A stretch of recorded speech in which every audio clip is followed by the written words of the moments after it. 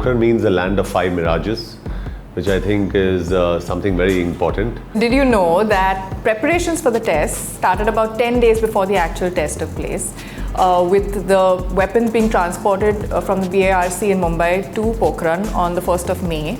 And of course, in order to maintain security and to make sure that this was not blown out of proportion, it was a very small convoy of trucks. Only 4 trucks were used for this transportation, as opposed to like this large convoy. The chief coordinator of this entire process was Dr. APJ Kalam.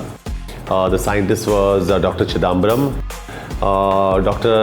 Kakotkar from BRC created the bomb. The test that we had to conduct had to be under secrecy. We had to make sure that we weren't being watched by the CIA, and unfortunately at that time we were, in fact probably even now, but we're constantly monitored by American satellites, which were very advanced in nature. They could spot even a single human being anywhere on the planet. And we had to make sure that we conducted these tests while they were not watching. There were only 9 people who knew about this entire process, and the chief secretary to the Prime Minister was Mishra, who was very influential in this entire process. Before 1998, we actually attempted nuclear tests in 1995. Basically, the Prime Minister at that time, Mr. Narasimha Rao, had given the go-ahead for us to conduct these tests. And the then President of the United States of America, Bill Clinton, somehow, whatever, through their satellites, they got to know that we were doing these tests, and they put a halt to the whole thing. The whole mission had to be aborted. So there were different agencies involved in the tests. There was BARC, there was DRDO, there was ISRO, there was the Intelligence Bureau, there was the Army.